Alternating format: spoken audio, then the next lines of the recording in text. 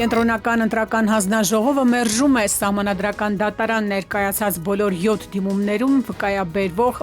փաստարկները Կենտրոնական ընտրական հանձնաժողովի նախագահի հայտարարությունը։ Ռուսաստանի ազդեցությանը հակազդել Եվրամիության դիրքերի ամրապնդմամբ, ինչ նպատակով է Հայաստան ժամանում Եվրահանձնաժողովի նախագահ Ուրսուլա ֆոն դեր Լայենը։ Բաքվից որևէ պատվեր դեռևս չի եղել, փոխարենը Ադրբեջանից Հայաստան է արտահանվել բենզինի և դիզելային վառելիքի խոշոր խմբականակ։ Առաջիկայում իշխանությունները քաղաքացիների շարժին հետևելու հավելյալ գործիք կունենան։ Գաջետները թվային դարաշրջանի վերակացուներ, նրանք ներկա են ամենուր, մեր կյանքի գրեթե յուրաքանչյուր հատվածում։ Առեղծվածային և ողբերգական դեպք Լոռու մարզում Փամբակ գետում դի է հայտնաբերվել։ Կյանքի 84-րդ տարում մահկանացուն է կնքել սիրված երգչուհի ժողովրդական արտիստ Ռաիսա Մկրտչյանը։ Բարի երեկո, դուք դիտում եք ժամի գլխավոր թողարկումը։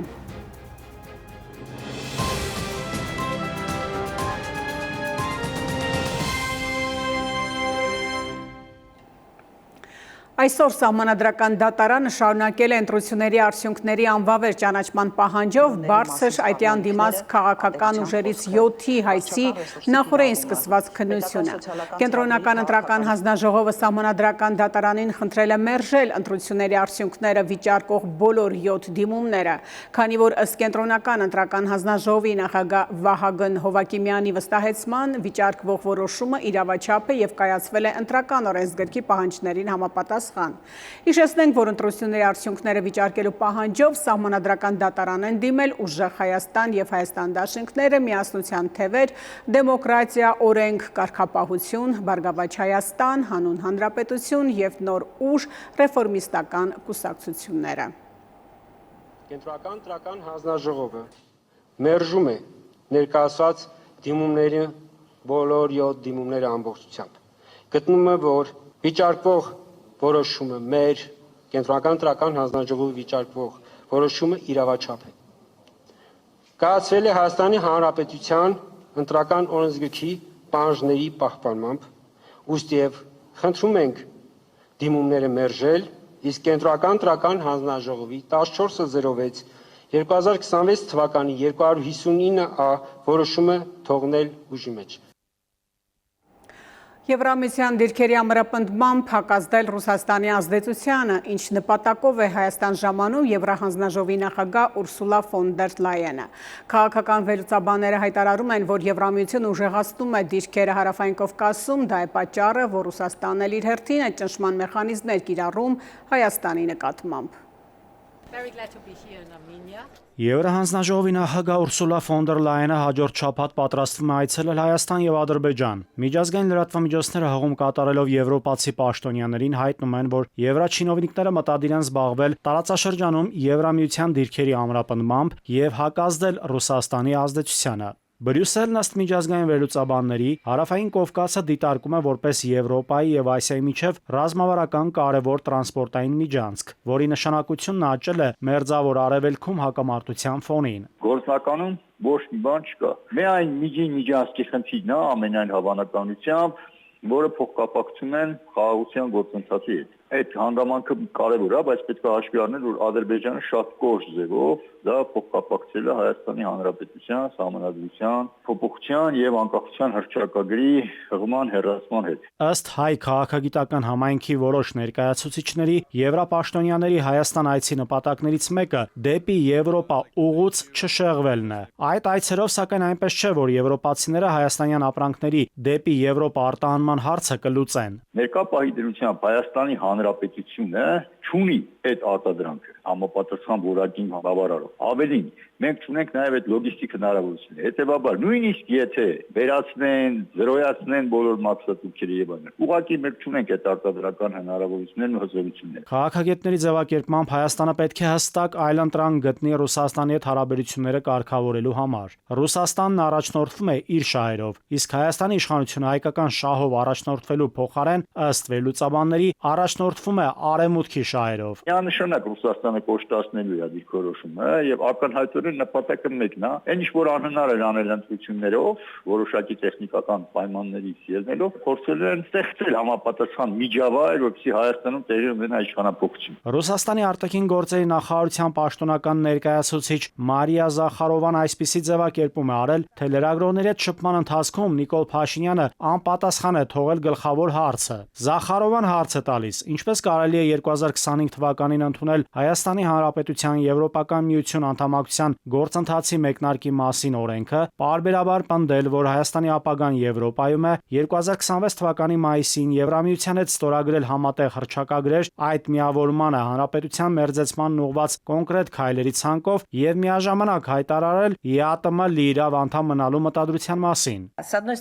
Ըստ էության ստացվում է, որ Երևանի գործունեությունը միության շրջանակներում ընդամենը ժամանակավոր միջոց է եվրոպական բլոկին միանալու համար հող նախապատրաստելու նպատակով, որի չափանիշներն ու կանոնները արմատապես տարբերվում են ԵԱՏՄ-ից եւ որը բացի այդ Ռուսաստանի հանդեպ թշնամական քաղաքականություն է վարում։ Նման պահվածքը չի կարելի անվանել բարեխիղճ անդամակցություն ԵԱՏՄ-ին։ Ըստ Ռուսաստանի արտաքին գերատեսչության ներկայացուցչի, Հայաստանի գործադիրի ղեկավարը ԵԱՏՄ-ին անդամակցության թեմայով քննարկումը տեղափոխում է դեմագոգիայի ոլորտ։ Զախարովայի ձևակերպմամբ այդպիսի քայլ արվել է նաև Երևանի հավաքական անվտանգության պայմանագրի կազմակերպությանը մասնակցության սառեցման հետ կապված։ Նաիրի Մուրադյան, ժամը լրատվական։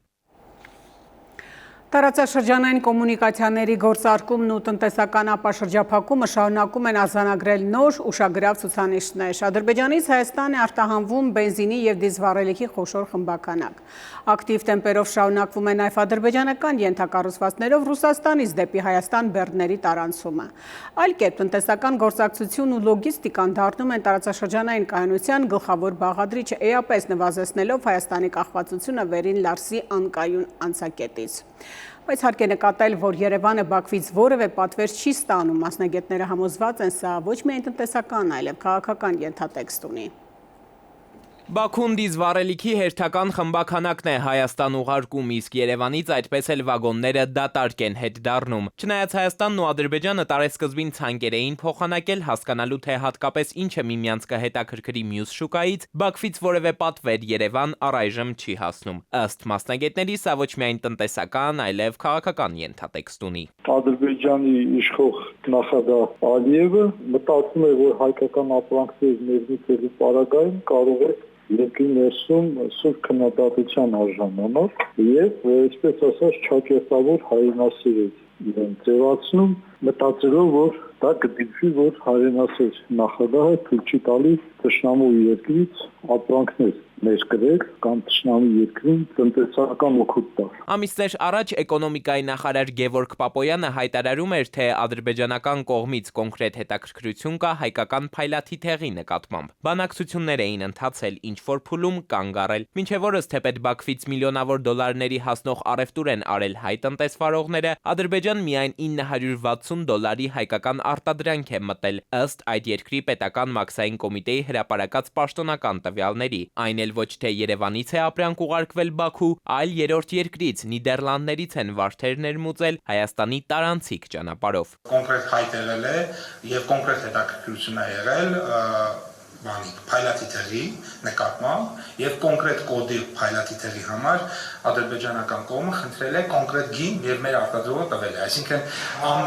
ամենաերկար բանակցությունը, որ գնացել է, այսինքն ցանկերը փոխանակվելուց հետո դա եղել է, որ այսինչ հաստության փայլաթիթեղը մեզ հետաքրքրում է։ Պապոյանի մատնանշած ցուցակում ընդգրկված ապրանքները, որոնք Հայաստանը պատրաստ էր առաջարկել ադրբեջանական շուկային, հենց փայլաթիթեղն էր՝ ալյումինը, ֆերոմոլիբդենը, միրգ բանջարեղենը, առանձին տեսակի խմիչքները, ինչպես նաև տեքստիլ արտադրանքը։ Ինքը պատրաստ է թույլ տա, որ հայ գործարարները գան Ադրբեջանից ինչ-որ ապրանք գնեն եւ Հայաստանում վաճառեն, բայց իրենք շահագրգռված չեն, որ հայկական ապրանքը գնա ադրբեջանական շուկա։ Իսկ հայ գործարարները, որոնք Ադրբեջանի հետ տնտեսապես կապված կլինեն, Բաքվի համար սա ուղիղ հնարավորություն է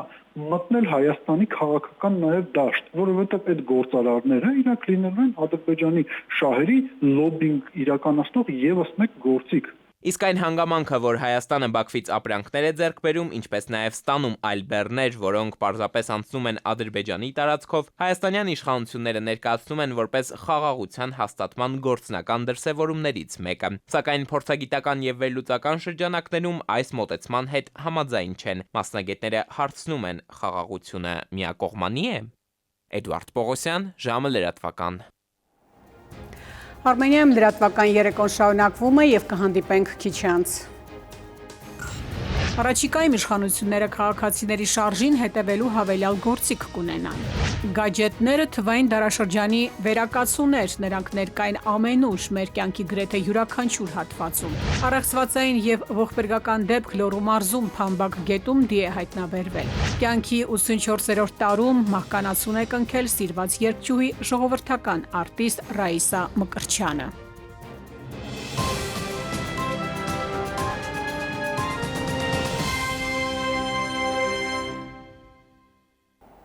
Շարունակում ենք թողարկումը։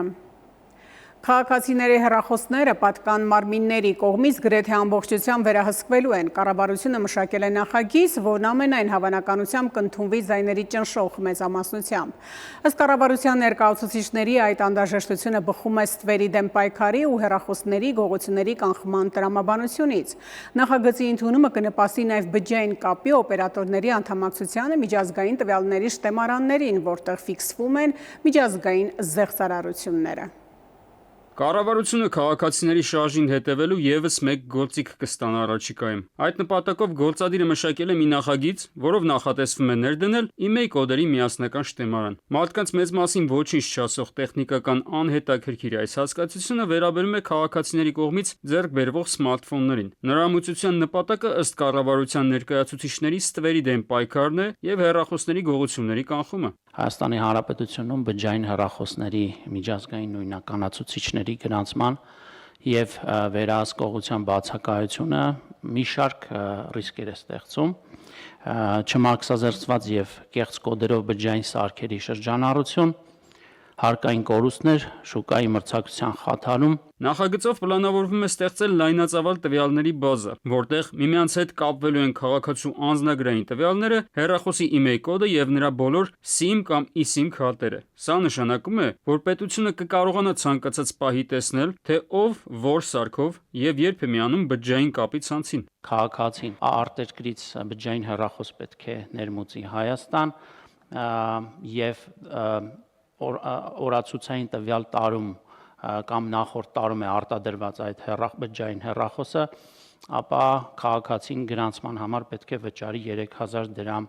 պետական տուրք։ Եթե ավելի հին հեռախոս է, ապա պետք է գրանցի եւ դրա համար որևէ տուրք չի նախատեսվում։ Նախագծում նշվում է, որ բազայի տեխնիկական խափանման դեպքում օպերատորները պարտավոր են լինելու դադարեցնել կապի տրամադրումը։ Խոսքը վերաբերում է շուրջ 2.5 միլիոն օգտատիրոջ տվյալների սպասարկմանը, իսկ փորձը ցույց է տալիս, որ պետական էլեկտրոնային համակարգերը հաճախ են ունենում խնդիրներ ծանրաբեռնվածության նույնիսկ փոքր տատանման դեպքում։ Եթե բազան կախեց, սպիտակ ցուցակը օպերատորը չի ունենալու այդ պահին, ու ստացվում է չի իմանալու է հեռախոսին մուտք տա թե չէ։ Քաղաքացիների հեռախոսները նույնականացնող տվյալներով շտեմարանների ադմինիստրատորը կարող է այս տվյալների հիման վրա մատուցել թվային այլ ծառայություններ պետական տեղական ինքնակառավարման մարմիններին կամ նույնիսկ մասնավոր կազմակերպություններին, ասում է նախագիծը։ Սա ստեղծում է ռիսկ, որ ի սկզբանե մի նպատակով հավաքված տվյալները հետագայում կարող են օգտագործվել բոլորովին այլ նպատակներով։ Ոնց որ մեքենայի պես պետք է լինի, այսինքն եթե դու հեռախոսը ուրիշին վաճառեցի, ինքը պետք է գնա